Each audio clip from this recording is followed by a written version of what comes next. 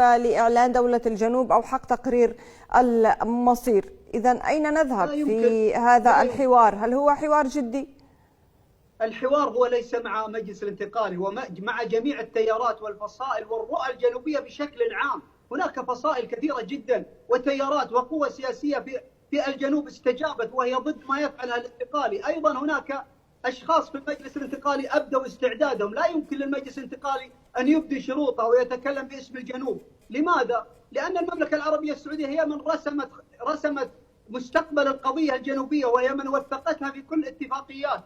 اليوم يعني محاولة بسط النفوذ على الموانئ العربية والمنافذ الحيوية العربية بقفزة نتنياهو لصومالي لاند، وهذا التصرف هو أيضا لا يمكن أن نفصل ما حصل في اجتياح حضرموت المهرة عما فعله نتنياهو في صومالي لاند. جميع هذه الأمور هي تهدد الأمن القومي لكن العربي. هناك طرف آخر ليس عيدروس الزبيدي أيضا المتمثل بالمجلس الانتقالي الجنوبي الذي أعلن النية لإعلان دولة الجنوب. هناك اتحاد قبائل حضرموت، الكل هناك يريد الاستقلال أو إعلان دولة. كيف ستتصرف السعودية مع مجلس قبائل حضرموت ومجلس شبوة والائتلاف المشارك الجنوبي والائتلاف الجنوبي جميعهم مع مجلس القيادة الرئاسي؟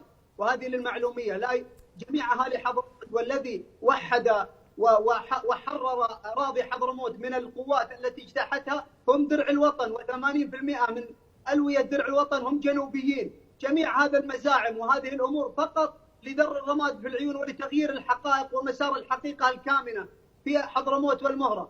أهالي حضرموت رفضوا، محافظ حضرموت حضرمي رفض، مجلس قبائل حضرموت رفض، حلف قبائل حضرموت رفضت، مجلس شبوة رفض. جميع المكونات والفصائل الجنوبية ترفض الخطوات الأحادية من قبل المجلس الانتقالي. إذن لا تختزل القضية الجنوبية بيد شخص أو بيد مكون أو تيار أو فصيل. هناك اتفاق الرياض وإعلان الرياض وآليات الحوار الوطني صحيح. والمرجعيات الثلاث التي هي أساس مشروعية كل الكيانات. من يخرج خارج إطار المرجعيات الثلاث واتفاق الرياض فهو غير شرعي على الإطلاق. لماذا؟ لأن أساس مشروعية كل الكيانات هو اتفاق الرياض والمرجعيات الثلاث.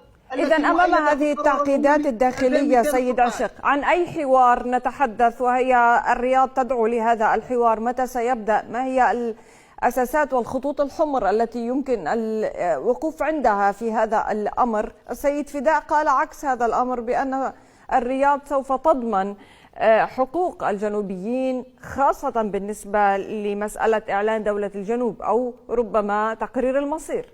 نعم، السعودية هي من رسمت مستقبل القضية الجنوبية، هي من وثقتها في كل اتفاقيات.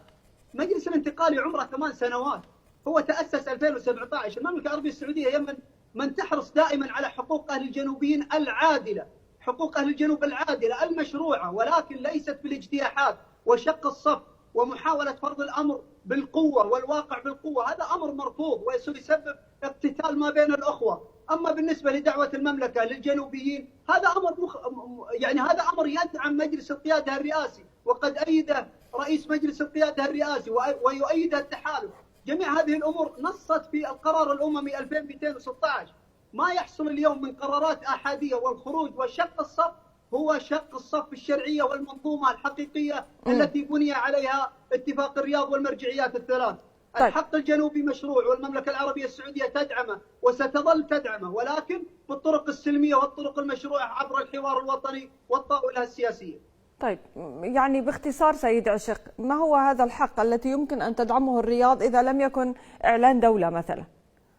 أولا المملكة العربية السعودية من ضمانة الحق سابقا كان مجلس القيادة مناصفة ما بين الشماليين والجنوبيين، وهذا الأمر أتى بعد إقصاء وتهميش للجنوبيين طيلة عقود. المملكة العربية السعودية هي من أقرته وهي من ثبتته على جميع الاتفاقيات. الحقوق المشروعة لأهل الجنوب إذا كان هناك فيدرالية سيكون لهم حقوق مشروعة، إذا كان هناك حكم ذاتي سيكون له حقوق مشروعة. إذا كان هناك أمر آخر يراه اليمنيون بعد استعادة العاصمة ومؤسسات الدولة هذا شأن يمني وستبارك التحالف العربي بقيادة المملكة، ولكن قرارات أحادية واجتياح واقتتال على وتكون الحدود الآمنة بؤرة صراع هذا أمر مرفوض ولتجنيب البلاد وترفضه الجمهورية اليمنية. ولتجنيب البلاد بؤرة الصراع يبدو الحل بسيط سيد فداء. لماذا الإمارات لا تضغط على حليفتها أو حليفها مجلس الانتقال الجنوبي للعودة إلى مؤتمر الحوار الوطني عام 2002 بمسألة إعلان دولة الجنوب العربي، وهذا الصادر حاليا؟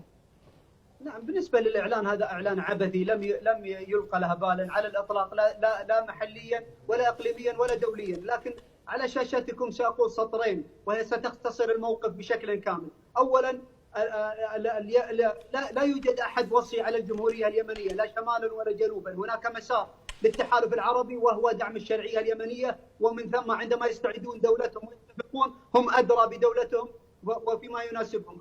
السطر الآخر أن دعم الدعم السريع وجعلت من جمهورية السودان والشرعية السودانية الحكومة إخوان، وأيضا دعمت إثيوبيا في سد النهضة وهذه المليارات التي تتدفق. أيضا حاولت إثيوبيا يعني اعتداء سافر على إريتريا وهي عضو مراقب في جامعة الدول العربية، اتفاق نتنياهو بصومالي لاند، التحركات إلى حضرموت المهرة. جميع هذه الأمور على المراقب العربي وعلى المدرك أن يعلم أن هذه الأمور لا يمكن أن تتجزأ وأنها تصب في سياق واحد وتتماهى مع المصالح الصهيونية في المنطقة. أولا، اليمن ليس هناك وصيا على اليمن، هناك اتفاق الرياض الذي أجمع عليه جميع الفرقاء اليمنيين الذي يعطي بالمناصفة بين الشمال والجنوب.